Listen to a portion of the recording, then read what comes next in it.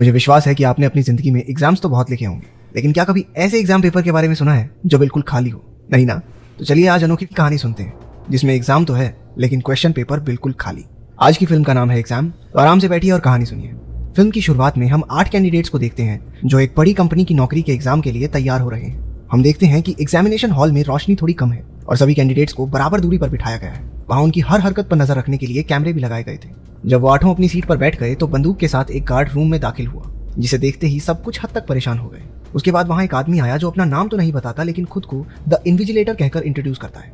हमें पता चलता है कि वो सब कैंडिडेट्स इससे पहले की सारी परीक्षाएं पास कर चुके थे और अगर आज वो ये टेस्ट भी पास कर लें तो उन्हें अपने सपनों की नौकरी मिल जाएगी। इस टेस्ट के रूल के मुताबिक इन्विजिलेटर उन्हें बताता है कि एग्जामिनेशन हॉल में देश के संविधान का कोई भी कानून लागू नहीं होता और कैंडिडेट्स को सिर्फ और सिर्फ एग्जाम के कानून पर ही चलना होगा। उन्हें गार्ड और इन्विजिलेटर से बात करने की भी इजाजत नहीं है। उसने बताया कि अगर वो जानबूझकर या गलती से भी उनके सामने रखे कागज को बर्बाद कर देते हैं या किसी भी वजह से उस कमरे से बाहर जाते हैं तो उन्हें डिस्क्वालीफाई कर दिया जाएगा। इस टेस्ट को खत्म करने के लिए उनके पास 80 मिनट का वक्त है। उनके सामने रखे पेपर पर सिर्फ एक ही क्वेश्चन है जिसका उन्हें जवाब देना है। क्या किसी का कोई सवाल है? इन्विजिलेटर ने सभी से पूछा।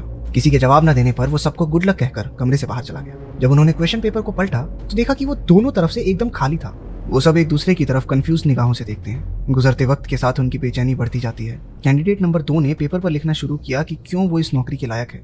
वहां लगे कैमरे उसके पेपर पर जूम करते हैं और गार्ड को उसे कमरे से बाहर निकालने के लिए कह दिया जाता है क्योंकि उसने अपना पेपर खराब कर दिया था। नंबर 2 दूसरे मौके की भीख मांगती रही लेकिन गार्ड ने उसकी एक ना सुनी और दरवाजा लॉक कर दिया।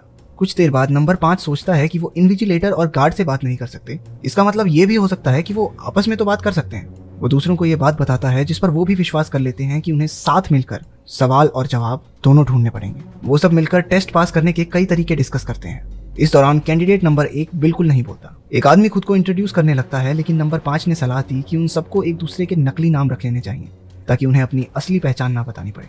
वो नंबर 1 को डेफ नाम देता है क्योंकि उसने अभी तक एक शब्द भी नहीं बोला था। उन्होंने लड़कों का नाम उनकी जाति के हिसाब से ब्राउन, ब्लैक और व्हाइट रखा, जबकि लड़कियों के नाम उनके बालों के रंग के हिसाब से ब्लॉन्ड, ब्रूनेट और डार्क रखे जाते हैं। व्हाइट सुझाव देता है कि वो अपनी सीट से खड़े हो सकते हैं क्योंकि ऐसा कोई रूल नहीं था जो कहता है कि वो ऐसा नहीं कर सकते। वो चांस लेकर खड़ा हुआ और सब ये देखकर खुश थे कि गार्ड अभी भी अपनी जगह पर ही खड़ा था, जिसका सीधा मतलब ये था कि वो पूरे कमरे में कहीं भी घूम सकते हैं। ब्रूनेट को लगता है कि सवाल किसी तरह की इनविजिबल इंक से उस पेपर पर लिखे गए हैं। वो सब उसकी बात को टेस्ट करने के लिए राजी हो जाते हैं लेकिन ये नहीं जानते कि करे कैसे। ब्रूनेट खड़ी हुई और रूम की लाइट्स का इस्तेमाल करके अपने पेपर को ध्यान से चेक करने लगी लेकिन पेपर पर कुछ नहीं दिखा। वो बाकी सबसे भी आग्रह करती है कि सब अपना अपना पेपर चेक करें क्योंकि ये मुमकिन है कि सवाल सिर्फ एक ही पेपर पर लिखा हो। सभी उसकी बात मानकर अपने पेपर पर सवाल ढूंढने लगे लेकिन डेफ चुपचाप अपनी सीट पर बैठा रहा। व्हाइट उससे उसका पेपर लेकर लाइट में चेक करता है लेकिन किसी को कुछ नहीं मिला। ब्लैक ने सलाह दी कि हो सकता है ये लिखावट यूवी लाइट में दिखाई देने लगे।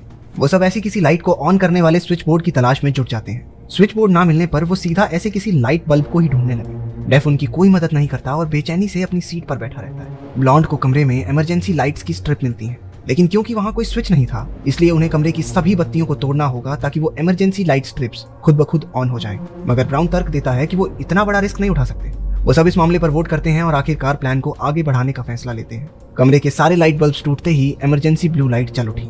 हर कोई पेपर में सवाल ढूंढने लगा सिवाय डेफ के, लेकिन एक बार फिर वो निराश हो जाते हैं क्योंकि उन्हें सवाल नहीं दिखता।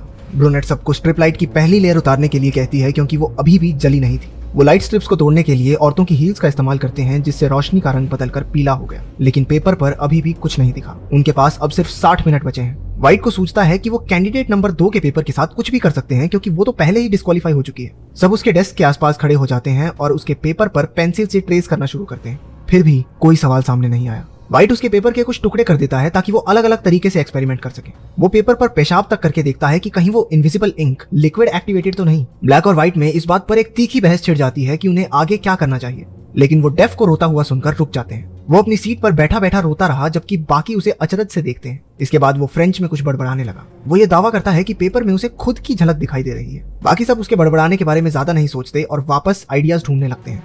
हर कोई अपने आइडियाज सामने लेकर आता है। उनमें से कुछ का मानना है कि शायद इन्विजिलेटर ही इस सब के पीछे है, जबकि कुछ कहते हैं कि ये सीईओ का काम है। वो प्रेशर में आकर अपना आपा खो बैठे और एक दूसरे को बेइज्जत करने लगे। डार्क बड़े विश्वास से कहती है कि उन्हें कोई नहीं देख रहा क्योंकि सीईओ कंपनी के काम में पूरी तरह बिजी रहता है। उसके पास कंपनी के सारे राइट्स हैं और इन फालतू चीजों के लिए उसके पास समय नहीं है।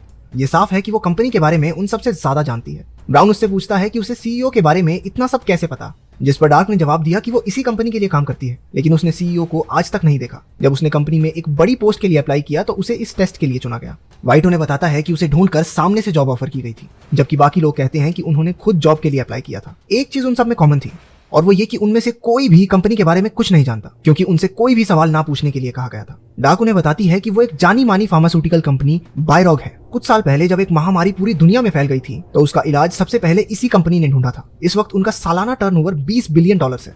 ब्लैक कहता है कि शायद कंपनी को एक नई घातक बीमारी का इलाज मिल गया है जो दुनिया भर में हजारों लोगों की जान ले रही है। ब्रूनेट अचानक उत्सुक होती है और ब्लैक से कहती है कि वो इस बारे में और बताए। इससे व्हाइट को शक हुआ और उसने ब्रूनेट से पूछा कि क्या वो भी इस वायरस से इन्फेक्टेड है। ब्रूनेट ने मना करते हुए बात को खत्म कर दिया। अपनी ओर से ध्यान हटाने के लिए वो गार्ड की तरफ बढ़ी और उससे बात किए बिना उसकी पॉकेट से एक लाइटर निकाल लिया। पूरा ग्रुप लाइटर का इस्तेमाल करने का फैसला लेता है, जिससे फायर अलार्म का फव्वारा चालू हो जाएगा और वो पानी की मदद से पेपर पर लिखावट विकसित कर पाएंगे। ब्रूनेट एक कुर्सी पर चढ़ी लेकिन फायर अलार्म तक पहुंच नहीं पाई। व्हाइट ने उसकी मदद के लिए एक मुड़ा हुआ कागज का टुकड़ा दिया, जिसे जलाकर वो फायर अलार्म ट्रिगर करती है। जल्द ही पानी गिरने लगा लेकिन पेपर पर कोई असर नहीं पड़ा।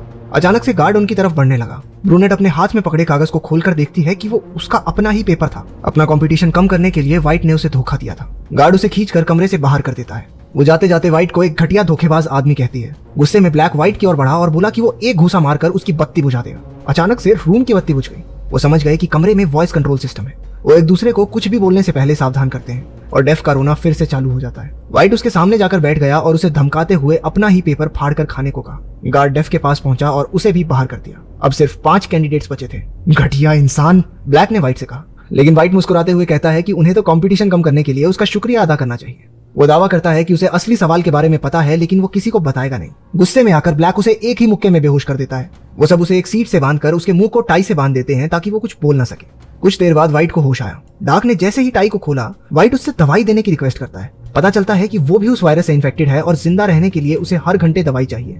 ब्लैक उसके कपड़ों की जेबों में दवाई की तलाश करता है, लेकिन उसे कुछ नहीं मिलता, जिस वजह से सबको लगता है कि व्हाइट सिर्फ बहाने बना रहा है ताकि वो उसे छोड़ दे।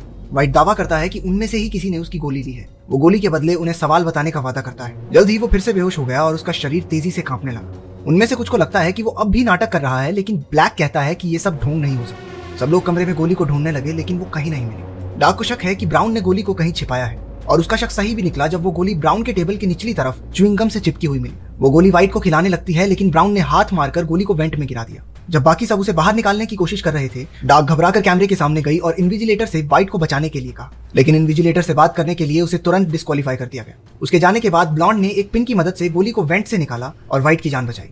उसके ठीक होने पर सब उससे उस सवाल के बारे में पूछते हैं जिसे बताने का उसने वादा किया था। व्हाइट बताता है कि जवाब वो सब खुद है। वो सब अब तक सवाल की खोज कर रहे थे, लेकिन उसके हिसाब से असल में कोई सवाल है ही नहीं, और जो अंत में बचेगा वही जवाब है। बाकी सब भी उसकी बात पर भरोसा करते हैं, लेकिन इससे पहले कि वो कुछ कर पाते, व्हाइट गार्ड की तरफ उसकी गन के लिए भागा। ब्लैक ने उसे धक्का देकर बंदूक अपने हाथ में ले ली। वो बंदूक का निशाना व्हाइट की तरफ करके कहता है कि वो किसी को गोली नहीं मारेगा। मौका पाते ही व्हाइट ने ब्लैक पर हमला किया और बंदूक उससे छीन ली। लेकिन जैसे ही उसने उसे इस्तेमाल करने की कोशिश की, उसे एहसास हुआ कि बंदूक पर फिंगरप्रिंट रिकॉग्निशन सिस्टम है, जिसका मतलब ये था कि सिर्फ गार्ड के हाथ से ही गोली चलेगी। व्हाइट ने गार्ड के हाथ का इस्तेमाल करके सबकी तरफ बंदूक तान दी।